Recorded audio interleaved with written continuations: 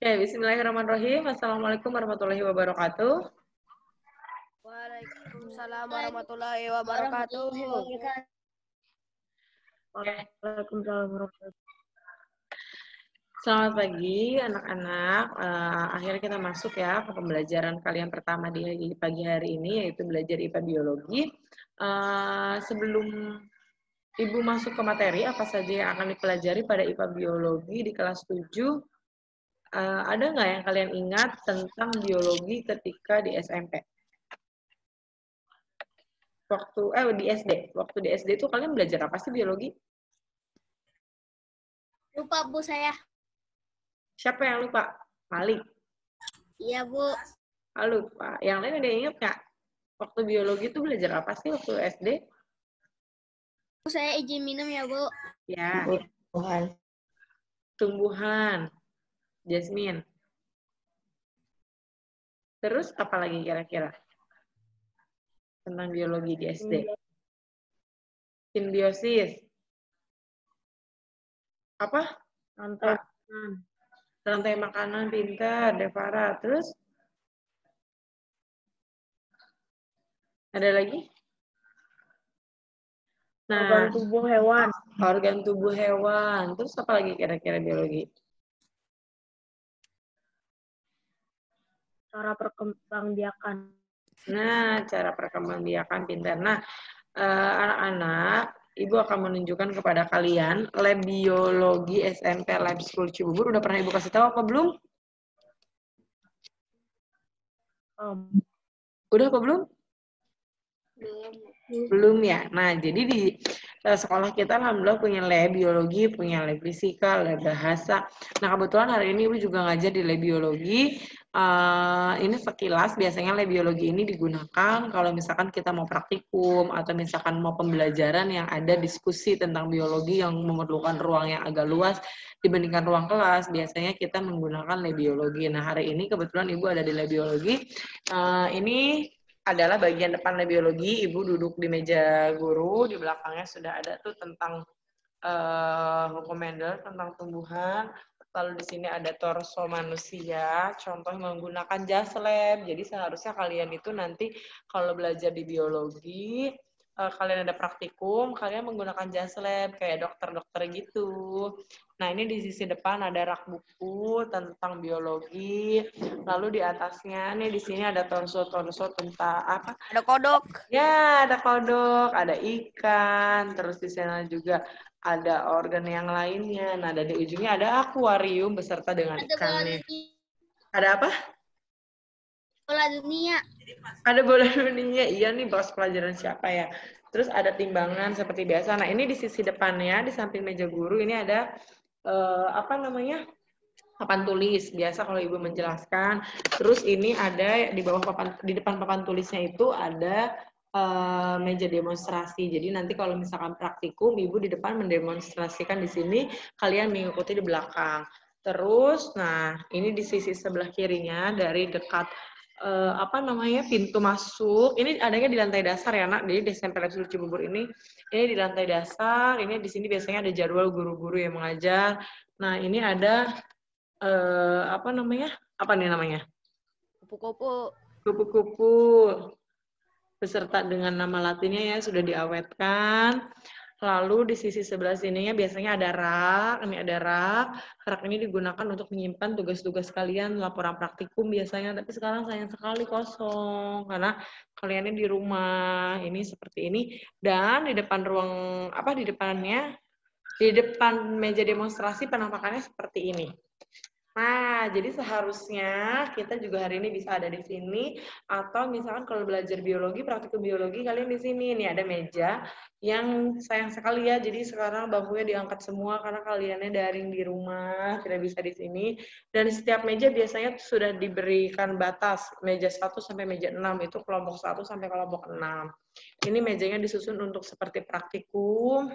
Itu di belakang pintu yang terbuka itu adalah pintu laboran. Kita punya laboran namanya Ibu Ika. Ibu Ikanya ada atau enggak ya? Ada nih Ibu Ikanya di belakang seperti ini. Ibu Ikanya ada di belakang. Lalu ini sampai ke belakang, di belakang juga banyak. Nih ada gambar-gambar tentang sistem. Nah, ini dia laboran kita, namanya Ibu Ika. Jadi kalau misalkan kita belajar biologi, praktikum di lab biologi dibantu sama Ibu Ika ini. Semoga nanti kita bertemu ya di sekolah. Nah, di sini ya seperti itulah gambaran lab biologi kita. Jadi nanti kalau misalkan kalian sudah di sekolah, kita bisa menikmati kelas ini bareng-bareng. Nah, di atas juga ada infokus. Biasanya infokus itu buat apa?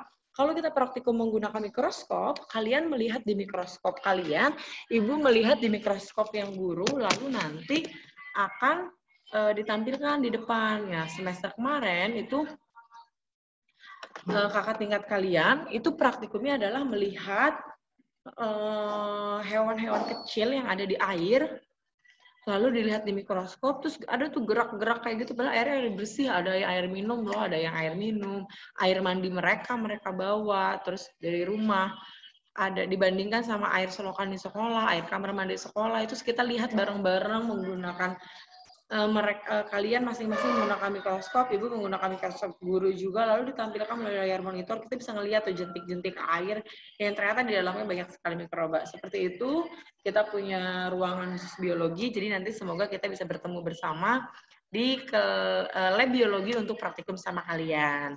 Nah, seperti itu pengenalan di awal mengenai lab biologi. Ibu akan langsung masuk, apa saja sih yang akan kita pelajari selama sekitar 2,5 bulan ke depan ya, sampai PTS, apa yang akan kita pelajari dan apa yang akan kita pelajari untuk 1 tahun ke depan. Oke? Nanti jika ada hal-hal yang ingin dicatat, diperbolehkan sekali, tapi silakan dicatat poin-poin pentingnya saja. Oke. Kalian sudah punya buku paket biologi kan? Buku paketnya sama seperti ibu, kayak seperti ini? Oke, bukunya sama ya. Fisika dan biologi seperti ini, tapi di dalamnya kalau misalkan kalian lihat, itu ada 11 bab.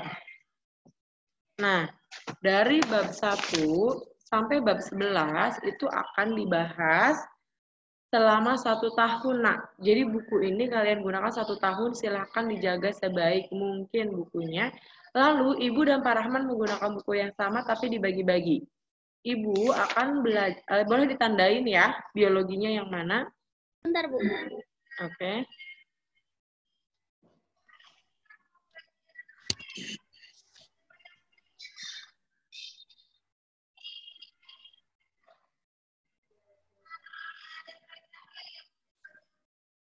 Oke, boleh ditandain pelajaran biologinya itu ada di bab 2, klasifikasi makhluk hidup dan benda tak hidup. Bab 6, organisasi kehidupan. Bab 7, ekosistem. Bab 8, pencemaran lingkungan. Bab 9, pemanasan global. Jadi 5 bab. Bab 2, bab 6, 7, 8, 9, itu IPA biologi berarti akan diajarkan oleh Ibu. Selebihnya itu akan diajarkan oleh Pak Rahman. Nah, untuk semester pertama, Ibu akan mengajarkan bab 3 dan bab 7. Kenapa lengkap? Karena bab 6 itu sangat seru kalau kita laksanakan secara langsung di sekolah. Melihat yang tadi sel, terus melihat membuat struktur sel dan segala macam itu akan seru. Jadi Ibu berharap semoga bukan tahun ajaran baru, semoga semester depan kita sudah bisa full bertatap muka di sekolah sehingga Ibu langsung mengambil bab 3 dan bab 7 dulu. Dari mulai hari ini sampai PTS, nanti bulan September, kita akan fokus belajar di bab 2. Nanti setelah PTS sampai PAS semester 1 kita akan belajar bab 7. Lalu baru nanti tahun ajaran semester baru di bulan Januari baru kita belajar yang sisanya. Bab 6, 8, dan 9. Jadi kan Ibu tahu anak-anak lab school itu pasti daya juangnya sangat kuat untuk belajar. Jadi supaya tahu, oh besok pelajaran biologi aku mau belajarnya kemana. Ibu sudah memberitahu kita akan fokus dulu di bab 2 yaitu tentang klasifikasi makhluk hidup dan benda tak hidup. Maka sekarang kalian boleh buka bukunya mungkin dari bab halaman 45 tentang klasifikasi makhluk hidup dan benda tak hidup. Ibu akan membantu kalian dengan menampilkan PowerPoint. Kalian boleh menulis hal-hal yang penting. Halaman 45, iya betul. Di buku paket halaman 45. Bu, mau ngambil alat tulis. Oke, boleh. Bu, saya ambil alat tulis sama bukunya dulu ya, Bu. Oke. Halaman berapa, Bu? Halaman 45, 44, 45. Kita belajar sampai jam 9.15. Oke, 1 jam ke depan.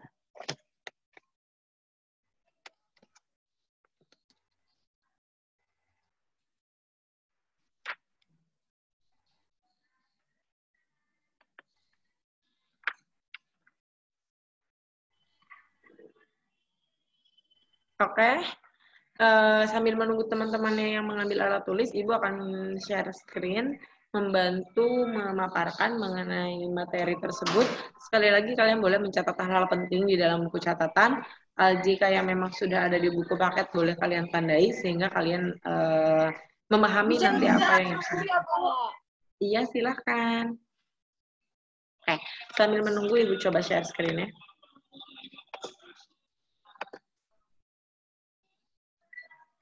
Terlihat share screen Ibu? Dah, Bu, dah. Kelihatan.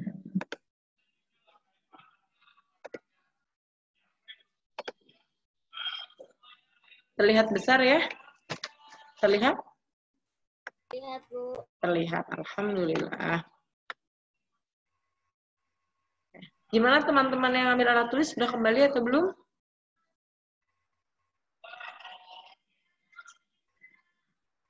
Kita tunggu dulu ya, tunggu teman-teman yang sudah mengambil alat tulisnya.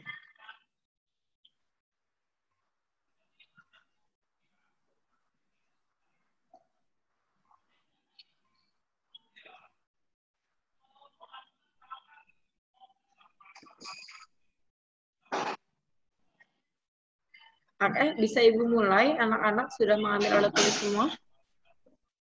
Sudah, Bu. Sudah, oke. Sudah, Bu. Alhamdulillah. Oke, Ibu akan mulai pembelajaran. Jika ada hal-hal yang kalian tidak pahami, ada hal-hal yang kalian tidak mengerti, boleh kalian tulis terlebih dahulu, nanti setelah pemaparan Ibu selesai, kalian boleh tanyakan di akhir pembelajaran. Oke, bismillahirrahmanirrahim. Bab yang pertama yaitu mengenai klasifikasi makhluk hidup dan benda tak hidup. Apa yang akan kita pelajari pada bab ini? Yang akan kita pelajari yaitu terdiri dari 5 subbab. Yang pertama, ciri-ciri makhluk hidup. Yang kedua, ciri-ciri benda tak hidup. Yang ketiga, keanekaragaman makhluk hidup. Yang keempat, klasifikasi makhluk hidup. Dan yang terakhir yaitu perkembangan sistem klasifikasi. Apa sih, Bu? Judulnya kok klasifikasi? Klasifikasi adalah pengelompokan. Seperti manusia dan kucing. Itu kita berbeda. Kalau Ibu bilang diklasifikasikan, maka manusia akan berkelompok dengan manusia, kucing akan berkelompok dengan kucing.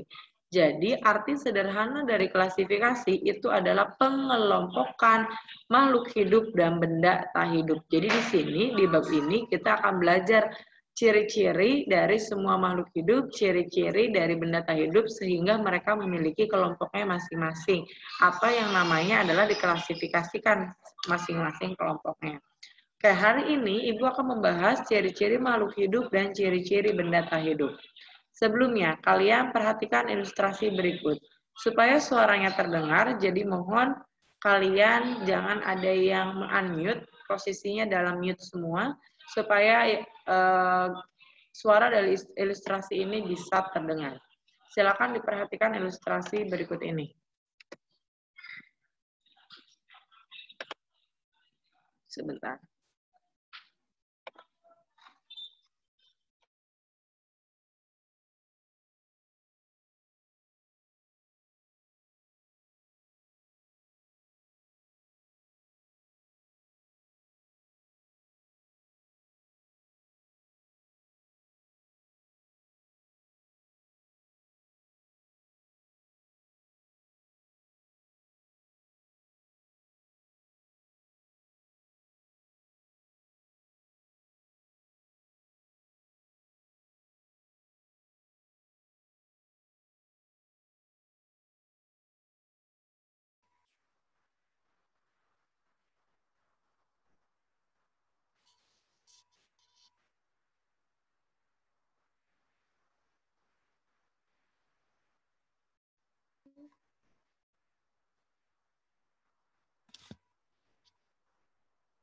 Apakah tadi terdengar suaranya atau tidak? Satu orang boleh menjawab? Tidak. Kalian nggak dengar suara dari video tadi? Nggak kedengaran soalnya Bu diri suaranya. Soalnya apa? Ibu tadi di mute. Oh iya, coba ya. Biasanya kalau ibu justru di mute, kalian bisa dengar. Coba sekarang ibunya tidak di mute, tapi kalian yang di mute semua.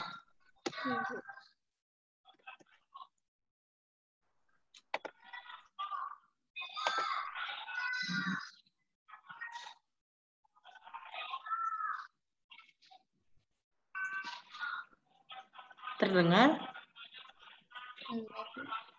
Dengar nggak? Enggak, Bu. Nggak ada suara, Bu. Oh, nggak ada. Nggak ada suara. Oh ya udah nggak apa-apa. Lihatin saja pergerakannya.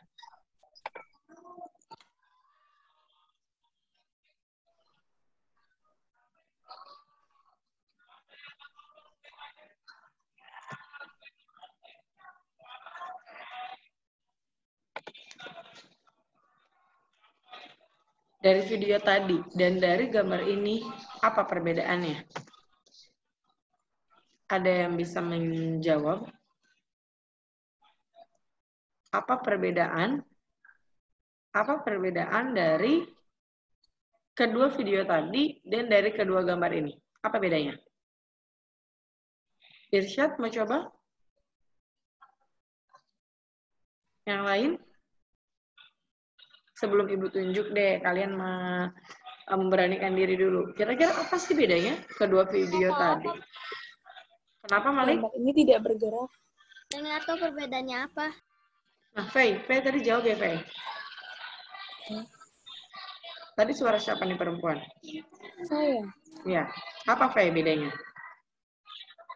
Tidak bergerak. Yang tidak bergerak yang mana? Gambar ini. Nah, kalau dari kedua gambar ini, apa perbedaan anak yang sedang main bola sama gambar mobil? Kalau dari video tadi, apa bedanya mobil yang sedang bergerak seolah dikemudikan sama orang yang sedang main bola? Beda apa sama Faye? Beda. Apa bedanya? Tadi videonya bergerak, kalau ini tidak bergerak. Nah, Ibu bertanyanya bukan perbedaan video sama gambar ini, tapi perbedaan, kan sama aja nih, ini mobil, yang sebelumnya juga mobil sama orang yang main bola. Ini juga mobil sama yang main bola. Nah, pertanyaan Ibu, apa perbedaannya manusia yang sedang bermain bola dengan mobil yang sedang melaju? Manusia yang main bola itu makhluk hidup yang Pinter Jasmine. Ya, tadi Fai juga sudah memberikan kita gambaran ya, Bu, ada yang bergerak sama yang enggak. Nah, dilengkapi oleh Jasmine. Terima kasih. Kalau yang lagi main bola itu makhluk hidup, Bu. Tapi kalau mobil itu bukan makhluk hidup. Nah, betul. Jadi, kalau misalkan tadi kita melihat video yang tadi, dua-duanya bergerak. Tapi bedanya, kalau manusia itu bisa main bola, bisa jalan, mereka bisa bergerak. Karena memang mereka memiliki alat gerak, yaitu kaki dan tangan. Dan kita memang memiliki otot, kita memiliki tulang yang ketika bersinergi memang bisa untuk berjalan. Memang ciri dari makhluk hidup itu salah satunya adalah dapat bergerak. Nah, bagaimana dengan mobil, Bu? Mobil juga bisa jalan. Nah, tapi kalau mobil itu tidak memiliki, kalau tidak ada manusianya yang mengendarai, mungkin banyak ya sekarang mobil-mobil yang pakai remote, nggak ada manusianya di dalam, atau mobil-mobil yang pakai listrik, mobil-mobil yang, kenapa? Mobil Tesla. Nah, betul. Atau mobil mainan, contohnya yang kecil, dimainin pakai remote kita, di dalamnya nggak ada manusianya, tapi bisa jalan. Tapi itu berbeda. Jadi mobil itu termasuk ke dalam makhluk tak hidup atau makhluk yang tidak hidup, sedangkan manusia itu merupakan contoh makhluk hidup. Kenapa mobil tidak dikatakan makhluk hidup? Karena selain mobil itu tidak bisa bergerak sendiri, dia perlu mesin, ada juga ciri-ciri yang lain. Apa saja ciri-cirinya yang bisa membedakan makhluk hidup dan makhluk tidak hidup akan kita pelajari hari ini. Sebentar ya. Sebentar.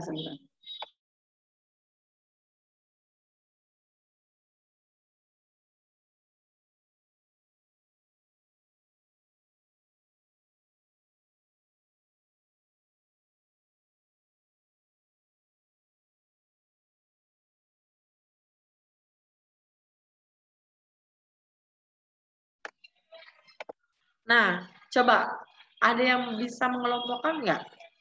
Coba kelompokkan benda-benda tersebut menjadi 2 kelompok. Coba, siapa yang mau mencoba? Siapa yang mau mencoba? Kelompok benda mati, kursi, tas, Tunggu. laptop, sama Ibu air. siapa nih yang menjawab? Malik, siapa nak? Ibu nggak ngeliat lagi. Saya. Oh, ini ya 18. Hai. Ya, silakan nak. Kursi, tas, laptop, sama air benda mati.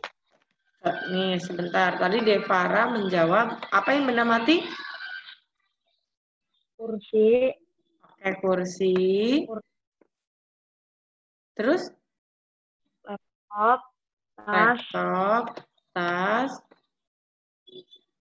air. Ya, air mancur ini. Ini termasuk ke dalam benda Mati. Benda mati, pinter, atau makhluk Hidup. Makhluk tak hidup. Berarti yang makhluk hidup mana aja? Tanaman, daun, kupu-kupu, tanaman, daun, kucing. Pintar. Siapa yang melakukan kupu-kupu, tanaman, daun, dan kucing. Pintar. Terima kasih. Nah, betul anak-anak bahwa yang termasuk ke dalam makhluk tak hidup itu adalah seperti yang Ibu tandai dengan warna merah ini, yaitu ada tas, laptop, kursi, dan air mancur. Tapi yang makhluk hidup itu adalah kupu-kupu, bunga mawar, ini bunga putri malu, sama kucing. Apa?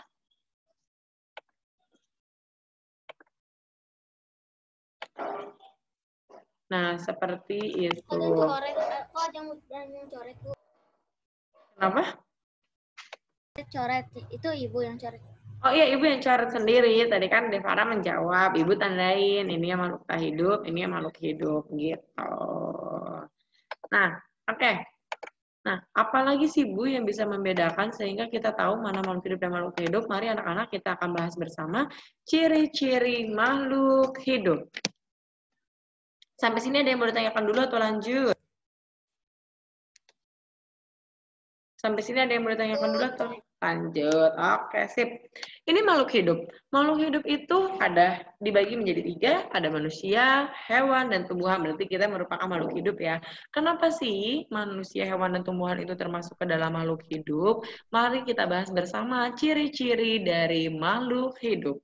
Ciri-ciri makhluk hidup yaitu ada bergerak, memerlukan makanan atau nutrisi, peka terhadap rangsang atau iritabilitas, bernafas, tumbuh dan berkembang, mengeluarkan zat sisa atau ekskresi, berkembang biak atau bereproduksi, serta dia mampu beradaptasi.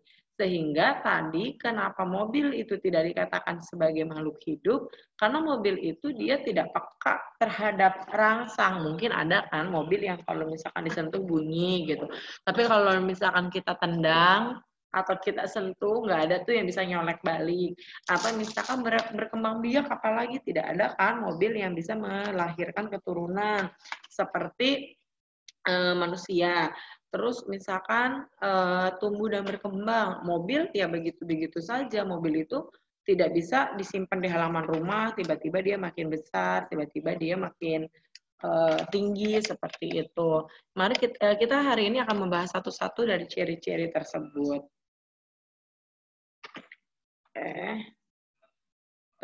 Tunggu sebentar, Ibu mau charge handphone laptop dulu. Kalian boleh dulu kalau kalian silakan boleh kalau mau mencatat dulu nih ciri-ciri makhluk hidup ada apa saja? Ada 8.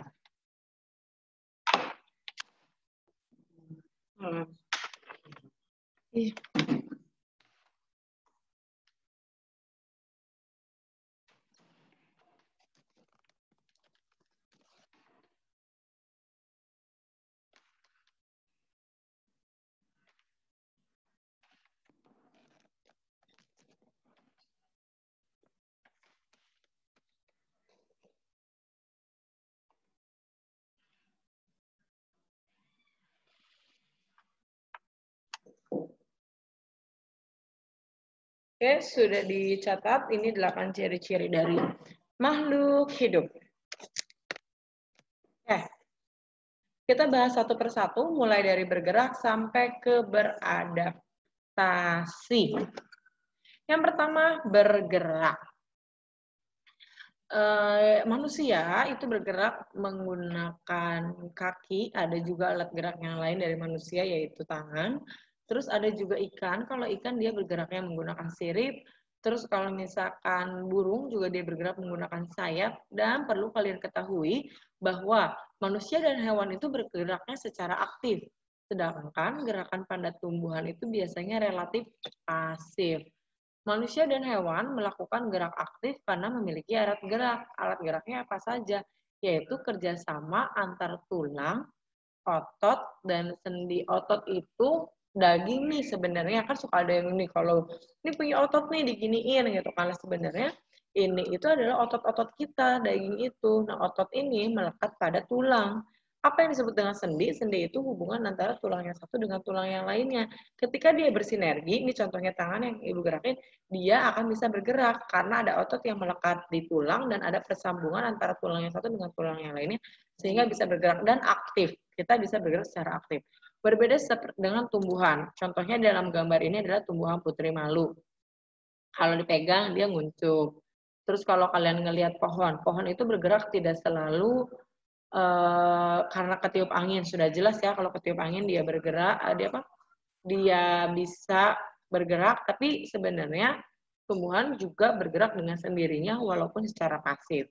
Nah, contohnya bergerak secara pasif itu kadang tumbuhan lebih condong menghadap ke arah cahaya matahari tanpa disadari, nanti tiba-tiba ada pohon yang berbelok, ada yang bengkok, seperti itu. Makanya gerak pada manusia, hewan, itu disebut gerak aktif, sedangkan kalau misalkan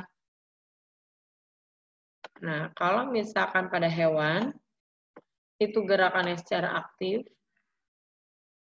sedangkan kalau misalkan pada tumbuhan, itu gerakannya secara pasif. Ini ciri yang pertama, bahwa makhluk hidup itu cirinya ya dia bisa bergerak. Contoh selanjutnya, yang kedua, ciri yang kedua dari makhluk hidup,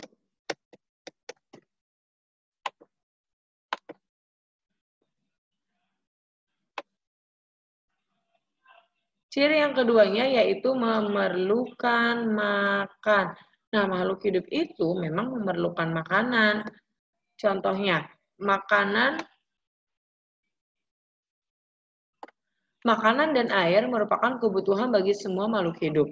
Makanan berfungsi untuk menghasilkan energi, pertumbuhan, dan mengganti sel tubuh yang rusak. Air berfungsi sebagai zat pelarut dalam tubuh. Coba, siapa yang tadi pagi belum sarapan? Ada? Saya puasa. Masya Allah, yang puasa. Yang lain, ada yang belum sarapan? Vio belum sarapan. Vio belum sarapan. Ada lagi yang belum sarapan? Ayah, Bu. Jasmine juga belum. Fei juga belum. Kenapa belum pada sarapan, nah? Baru bangun tidur. Ya Allah, baru bangun tidur. Nah, berarti dijadiin langsung Zoom. ya elah, kagak bawa langsung Zoom. Nah, jadi nanti kalian dijadiin ini ya, jadiin bahan pelajaran untuk bisa memanajemen waktu. Karena kan kalian tahu nih, apalagi kalau berangkat sekolah dari rumah kalian itu macet misalkan. Harus berangkat nyampe sekolah jam berapa. Itu kalian pasti akan bangun lebih pagi lagi. Nih, Malik, Rehan, sama Devara mati-matiin video, nanti Ibu anggap nggak hadir. Nah, jadi baik manusia, hewan ataupun tumbuhan pasti dia akan memerlukan makan. Bedanya apa? Ada yang tahu nggak perbedaan cara mendapatkan manusia dan hewan dan tumbuhan? Ada yang tahu? Manusia cara mendapatkan makanannya bagaimana?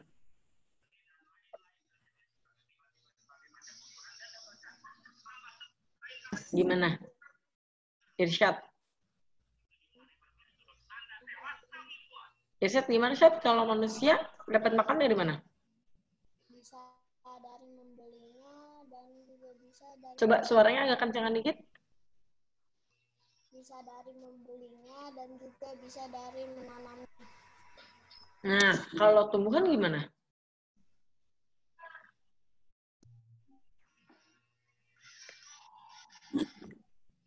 Kalian pernah mendengar kata fotosintesis?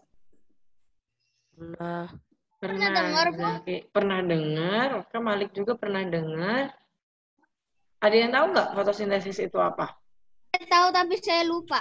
Saya tahu tapi saya lupa. pernah dengar tapi nggak tahu. Perubahan Nah, apa perubahan apa? udara jadi oksigen. Perubahan udara jadi oksigen. Terus ada yang lain yang mau menambahkan? Tadi sudah hampir tepat. Mengubah karbon dioksida jadi oksigen. Pintar nih. Apa lagi? Rayhan, Malik dinyalakan dulu kamera videonya. Apa, Bu? Kameranya dinyalain dulu. Rayhan juga. Oke. Jadi, kalau fotosintesis dimiliki oleh siapa? Manusia, hewan, atau tumbuhan? Tumbuhan. Tumbuhan. Kenapa tumbuhan bisa berfotosintesis? Karena memiliki daun. Karena memiliki daun, pintar. Terus?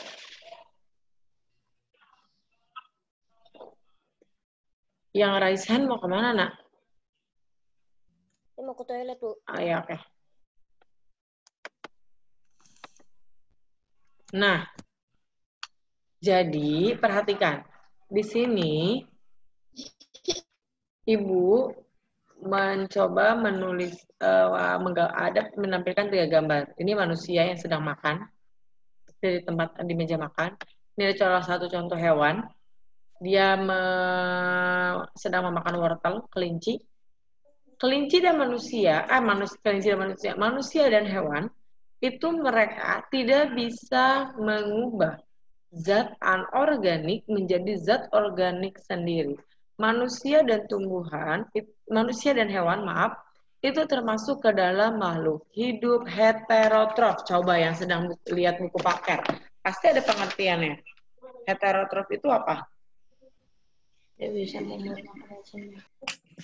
Tidak bisa membuat makanannya sendiri gitu ya kalau di buku ya. Nih di buku ada nih kan yang halaman 46 ya, dia memerlukan makan. Oleh karena kemampuannya untuk membuat makanan sendiri berupa bahan organik, tumbuhan itu disebut sebagai makhluk hidup autotrof. Jadi gini nak, kalau tumbuhan dia itu bisa mengubah zat anorganik menjadi zat organik. Yang dinamakan prosesnya adalah fotosintesis. Tumbuhan bisa melakukan fotosintesis sehingga disebut makhluk autotrof.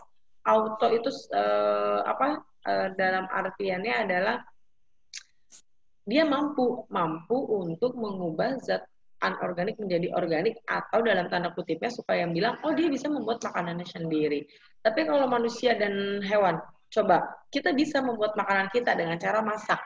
Tapi bagian tubuh kita ada nggak yang bisa dimasak? Atau misalkan ibu haus, ibu nunggu dari jari ibu ada yang keluar air, atau misalkan tiba-tiba kita berdiam diri, ada nggak buah yang keluar dari tubuh kita? Ada nggak kira-kira? Nggak ada. Nah, nggak ada. Sedangkan kalau tumbuhan, tiba-tiba mereka bisa berbuah. Mereka akarnya bisa menyerap air. Coba tangan kita diam aja. Misalkan contohnya Malik nih. Malik ibu ambil, cek. Ibu simpan di atas pot. Kita pupuk, kita airin. Kira-kira Malik berbuah nggak? Enggak kan, tetap. Tapi kalau tumbuhan, kok bisa ya dia berbuah? Kok bisa ya dia akarnya juga menyerap air segala macam. Oleh karena itu, tumbuhan mendapatkan makanan dari proses tumbuhan itu bisa melakukan yang namanya proses fotosintesis, yaitu cahaya matahari membantu untuk mengubah karbon dioksida dan air menjadi oksigen dan glukosa. Glukosa inilah yang dijadikan sebagai makanannya dari tumbuhan. Oksigennya buat apa? Oksigennya itu diuapkan di udara, dihirup oleh kita untuk bernafasnya manusia. Sebagiannya juga ada yang digunakan untuk bernafasnya kita. Kalau hasil bernafas kita apa manusia? Oksigen apa karbon dioksida? Karbon dioksida. Nah, karbon dioksida tumbuhan juga sama kalau bernafasnya menghasilkan karbon dioksida, tapi kalau pas fotosintesis dia menghasilkan oksigen. Oksigen inilah yang bisa digunakan oleh manusia untuk bernafas. Glukosanya itu adalah makanannya mereka, makanannya tumbuhan. Oleh karena itu minggu depan, 2 minggu yang akan datang kita akan praktikum, Ibu demonstrasi praktikum tentang fotosintesis. Bagaimana sih salah satu contoh fotosintesis dan bagaimana sih pembuktian bahwa fotosintesis itu betul menghasilkan oksigen atau glukosa. Biasanya kalau kelas 7 itu melakukan praktikum fotosintesis membuktikan bahwa fotosintesis itu menghasilkan oksigen. Nanti di kelas 8 baru praktikum membuktikan bahwa fotosintesis itu menghasilkan glukosa. Jadi 2 minggu yang akan datang, kalian siapin jas lab ya, meskipun kita belajarnya virtual, Ibu praktikum di sini, demonstrasi ke kalian, kalian tetap di rumah menggunakan jas lab. Udah punya jas labnya belum dari sekolah? Udah. Udah kan? Yang sudah. Yang ini Bu ya. Apa? Yang besar itu kan pakaiannya. Yang besar yang tadi kayak Ibu tunjukin nih, yang kayak ada di sini nih, yang tadi putih-putih itu yang seperti jasnya dokter. Kita jadi dokter kecil ya, 2 minggu yang akan datang, silakan kalian dipersiapkan jas labnya. Jadi pas pelajaran biologi kalian sudah menggunakan jas lab seperti itu. Nah, jadi ini perbedaannya ya antara manusia dan hewan berbeda dengan tumbuhan. Kalau tumbuhan itu bisa menghasilkan makanannya sendiri atau dapat mengubah zat anorganik menjadi zat organik. Sedangkan manusia dan hewan tidak. Manusia dan hewan hanya bisa memanfaatkan tumbuhan atau bisa memanfaatkan hewan itu sendiri sebagai makanannya yang hanya diolah menjadi bahan makanan yang tadinya mentah menjadi matang. Seperti itu. Ada yang mau bertanya dulu sebelum Ibu lanjut? Oke, next ya. Ciri yang ketiga dari makhluk hidup yaitu peka terhadap rangsang.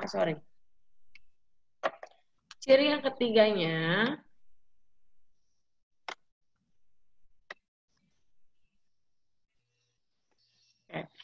ciri yang ketiga yaitu peka terhadap rangsang atau nama lainnya adalah iritabilitas. Dikatakan makhluk hidup kalau dia mampu peka terhadap rangsang. Manusia dan hewan mengenali rangsangan dengan alat indera, yaitu seperti mata, telinga, hidung, dan kulit. Begitupun dengan tumbuhan. Salah satu contohnya adalah tumbuhan putri malu.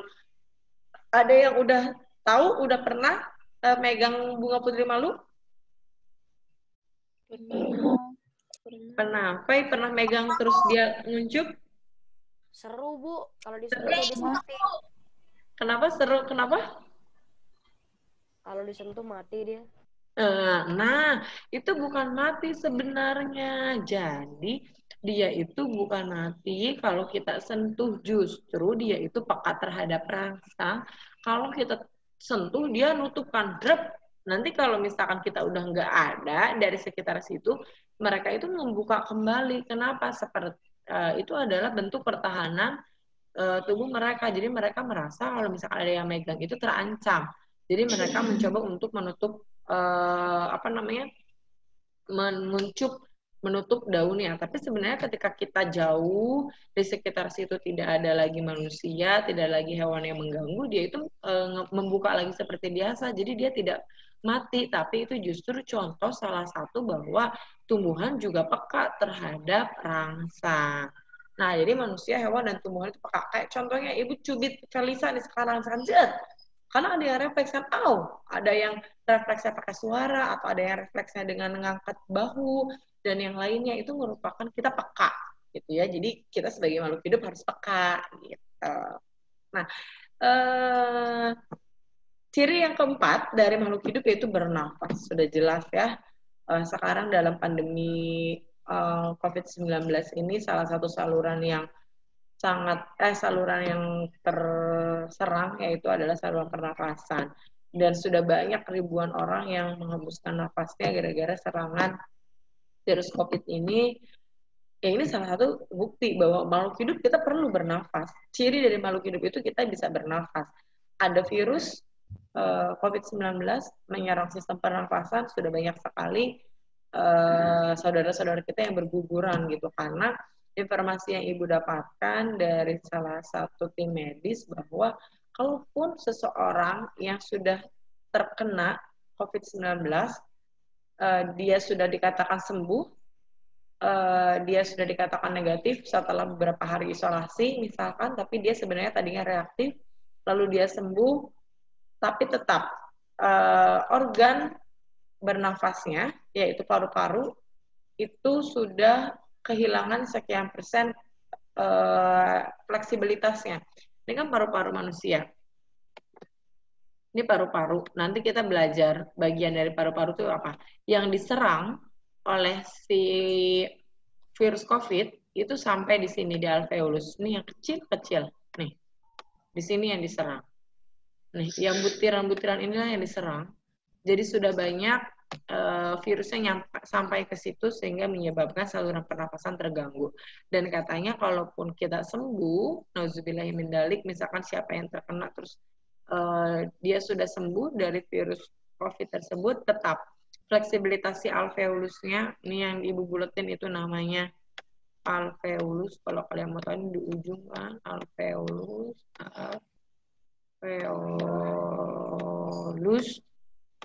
itu tetap dia tidak berfungsi seperti sedia kala, dan paru-parunya juga mengurangi tingkat kefleksibilitasannya. Jadi semoga kita tetap terus berdoa, semoga kita, orang tua kita, keluarga kita, orang-orang tersayang kita terjaga dari virus corona, terhindar, sehingga kita bisa melewati virus ini dengan baik dan tetap kondisi sehat walafiat. Amin.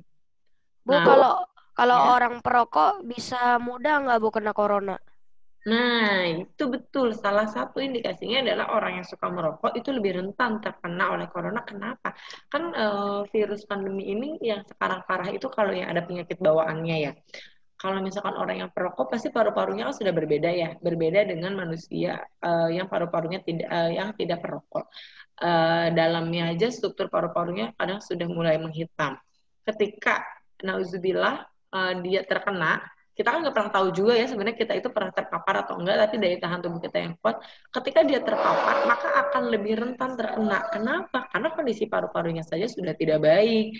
Lalu virus ini juga menyerangnya adalah ke saluran pernafasan, maka akan lebih mudah terinfeksi, atau justru ketika terinfeksi itu membuat kondisi semakin memburuk seperti itu. Jadi kita ingatkan orang-orang terdekat kita segala macam untuk tetap bisa menjaga, apalagi sekarang virusnya menyerang organ bernafas. Semoga bisa menghindari dari rokok tersebut seperti itu. Ini membuktikan bahwa manusia itu butuh bernafas. Satu virus yang sangat kecil yang tidak terlihat saja bisa menyebabkan kacau balau, ribuan manusia terganggu saluran pernafasannya, gagal nafas, dan bisa mengalami kematian. Nah, manusia bernafas menggunakan paru-paru. Ini kalau ikan menggunakan apa bernafasnya? Insang. Insang. Ini anak-anak, kalau ada yang salah persepsi, insang itu di dalam yang Ibu lingkari ini yang merah. Ini ada dua ini. Ini insang. Jadi bukan penutupnya. Kan kalian suka lihat kan, kalau ikan di sampingnya ada yang begini-begini kan, kalau berenang. Iya. Nah, itu tuh bukan insangnya, itu penutup insang. Casingnya. Casingnya, betul. Jadi insangnya ini di dalam. Ini bernafas menggunakan insang. Terus, oh ya burung, Ibu lupa ya, tidak masuk gambar burung, bernafas menggunakan pundi-pundi udara. Nah, burung bernafas menggunakan pundi-pundi udara. Lalu kalau tumbuhan, bernafasnya pakai apa? Tumbuhan itu bernafas melalui stomata yang ada di daun sama lentisel yang ada di batang. Seperti itu. Nah, ini daun yang semulus ini, kalau kita lihat di mikroskop, itu bisa kita melihat struktur stomata ya, kalau misalkan mikroskopnya yang mendukung dan struktur daunnya yang bagus. Jadi celah. Kenapa? Mirip ulat bulu. Mirip ulat bulu ininya, yang udah stomata ininya ya. Iya. Nah, jadi tumbuhan juga bernafas, yaitu melalui stomata yang ada di permukaan daun ataupun lentisel namanya yang ada di batang. Seperti itu. Ini ciri yang keempat dari makhluk hidup. Ada yang mau ditanyakan anak-anakku? Ada yang mau ditanyakan? Next ya.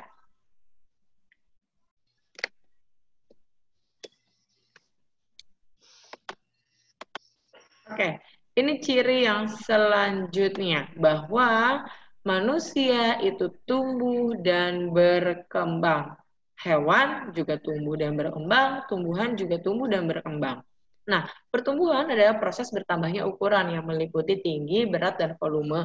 Sedangkan perkembangan adalah perubahan atau diferensiasi sel menuju ke keadaan yang lebih dewasa. Jadi kalau contoh tumbuh itu kita dari bayi sampai kita besar tinggi,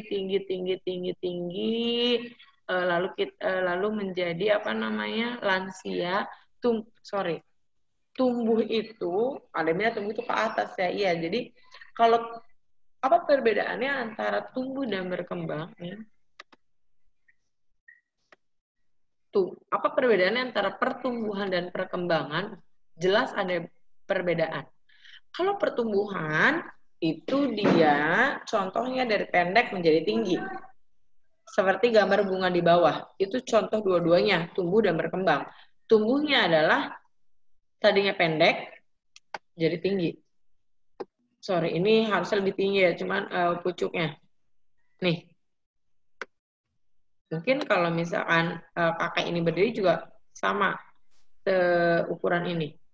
Tapi kalau berkembang, lihat, tadinya biji, jadi tunas, keluar pucuk, ada kuncup bunga, bunganya mekar. Itu contoh berkembang. Contoh lain, manusia. Tumbuh itu adalah ketika kita dari bayi, sampai kita sekarang, kalian SMP, itu kalian makin tinggi. Tapi contoh berkembang, dulu ketika kecil, kalian suruh ngingetin 1 ditambah 2 aja mungkin lama. Yang raise hand kalau mau ke kamar mandi silahkan, atau mau bertanya. Ke toilet ya berarti, oke silahkan. Contohnya tadi Ibu lanjutkan, ketika kalian kecil sampai sekarang SMP, kalian itu mengalami pertumbuhan dan perkembangan. Pertumbuhan itu dapat dinyatakan dalam angka, seperti misalkan Ibu tanya, berapa tinggi badannya Vio, berapa berat badannya Karin, misalkan itu bisa dinyatakan dalam bentuk angka, itu tumbuh. Dan pertumbuhan itu tidak bisa kembali ke semula. Kita tadinya bayi pendek, terus kita sekarang kelas 1 SMP itu tingginya misalkan 150-an, ketika nanti kita meninggal dunia pun, kita tidak akan menjadi sekecil bayi lagi. Tubuh kita akan tetap seperti itu. Jadi pertumbuhan itu dia dapat dinyatakan dalam bentuk angka dan tidak bisa kembali. Sedangkan perkembangan itu dia tidak bisa dinyatakan dalam bentuk angka. Contoh perkembangan pada manusia daya ingat. Ketika kecil, kita 1 ditambah 2 aja lupa banget berapa. Lama banget belajar tambah-tambahan. Kemarin SD mungkin kelas 1, kelas 2 ngafalin kali-kalian. Tapi sekarang sudah SMP, daya ingat kalian bertambah.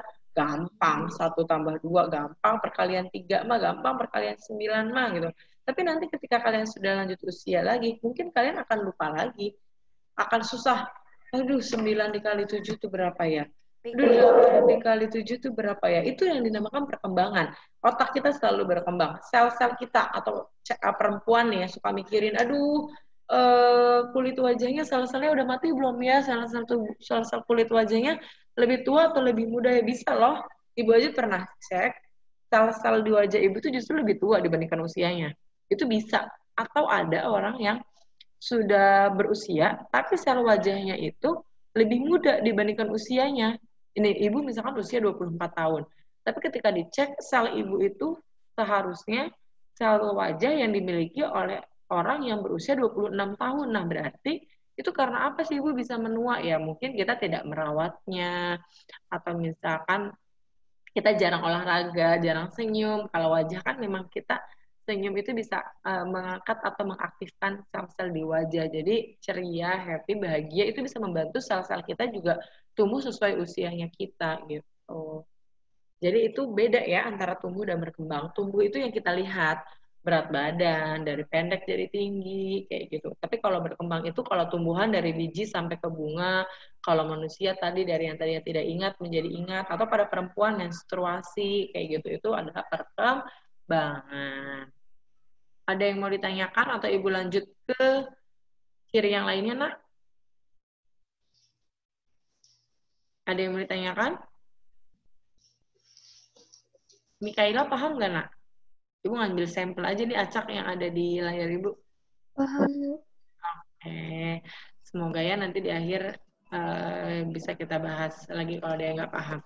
Nah, ciri selanjutnya yaitu mengeluarkan zat sisa atau ekskresi. Pasti kita kan kalau misalkan banyak minum juga pengen buang air kecil atau misalkan kita pengen buang air besar. Nah, proses mengeluarkan zat sisa itu disebut ekskresi. Organ ekskresi pada manusia ada 4, yaitu kulit, ginjal, paru-paru, dan hati. Kulit itu mengeluarkan keringat, ginjal mengeluarkan urin, paru-paru mengeluarkan uap air dan karbon dioksida, hati mengeluarkan zat warna empedu. Zat sisa harus dikeluarkan dari dalam tubuh karena jika tidak dikeluarkan dapat meracuni tubuh sehingga dapat mengganggu kesehatan. Nah, ini adalah 4 organ. Kalau misalkan pada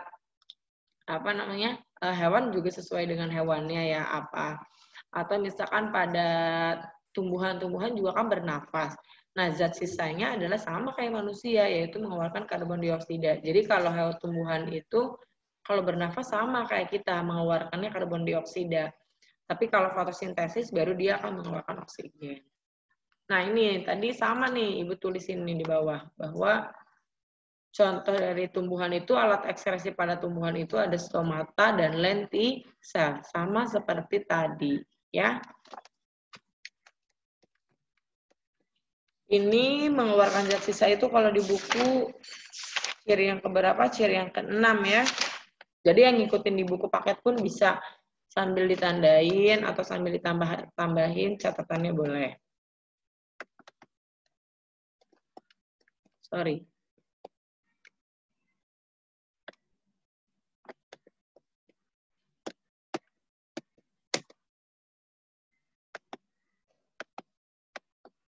Nah, ciri selanjutnya yang ke-7 yaitu berkembang biak. Nah, di buku paket kalian juga sudah dijelaskan berkembang biak atau reproduksi. Makhluk hidup memiliki kemampuan untuk berkembang biak atau bereproduksi untuk menghasilkan keturunan. Cara makhluk hidup berkembang biak yaitu ada yang secara generatif, sorry itu typo ya, ada yang itu harusnya generatif, yaitu secara seksual atau secara kawin. Contohnya mungkin di SD udah belajar ya, ovipar itu yang bertelur, vivipar itu melahirkan, ovovivipar itu ada yang bertelur dan menyusui. Vivipar tuh ular. Siapa? Ular itu apa? Ular itu apa? Ovipar, vivipar, atau ovovivipar? Ovovivipar. Ovovivipar, pintar. Nah, atau secara vegetatif, aseksual atau tak kawin. Misalnya itu dengan cara membelah diri, bertunas, atau berspora. Jadi beda-beda ya cara makhluk hidup berkembang biak atau bereproduksi. Dan ciri yang terakhir dari makhluk hidup yaitu makhluk hidup mampu beradaptasi. Kayak kita nih manusia sekarang sangat sedang dituntut untuk bisa beradaptasi dalam apa? New normal.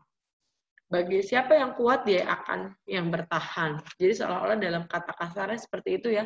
Manusia sekarang kita bukan hanya di Indonesia, mungkin di seluruh dunia sedang dihantam bahwa kita harus mampu beradaptasi. Pemerintah sekarang sudah mengeluarkan new normal. Bagaimana kita bisa beradaptasi dengan baik supaya kita masih tetap bisa bertahan gitu. Karena kalau dalam kamus adaptasi, yang kuat dia yang bertahan, maka yang tidak kuat itulah yang akan punah. Nah, contohnya kaktus, dia memiliki daun yang sedikit untuk mengurangi penguapan. Ada unta. Nih unta memiliki punuk unta nih di atas. Punuk untanya untuk apa? Dia menyimpan air di sini tuh. Atau misalkan ini daun. Tumbuhan apa ini? Ada yang tahu? Tumbuhan jati ini contohnya. Kalau kemarau, dia akan menggugurkan seluruh daunnya. Tapi ketika penghujan, justru dia akan lebat daunnya. Ini bukan gara-gara mati nih, dia daunnya gugur semua. Tapi justru cara mereka mempertahankan tubuh mereka. Karena ketika kemarau, air sedikit. Jadi mereka menggugurkan daun-daunnya supaya tidak membutuhkan banyak air gitu. Kalau misalkan ada daun, pasti daun pengen fotosintesis. Dan yang lainnya itu membutuhkan air yang sangat banyak. Sehingga ketika kemarau dia akan menggugurkan daun supaya mengurangi penguapan juga. Tapi ketika penghujan maka dia daunnya akan kembali banyak. Atau contohnya ini di bawah bunga apa, ada yang tahu? Ada yang tahu ini bunga apa? Teratai. Teratai, daunnya lebar ya. Walaupun dia terapung di atas air, tapi dia harus mampu beradaptasi juga dengan daunnya yang lebar. Dia bisa menahan tekanan sehingga dia bisa tetap hidup di atas air. Seperti itu. Itulah ciri-ciri, itulah ke-8 ciri-ciri makhluk hidup. Mulai dari yang pertama bergerak, kedua memerlukan makan, ketiga peka terhadap rangsang, yang keempat bernafas, lalu yang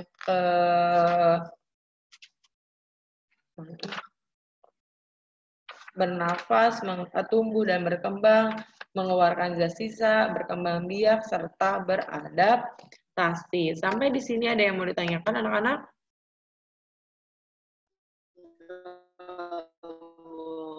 Nah, baik.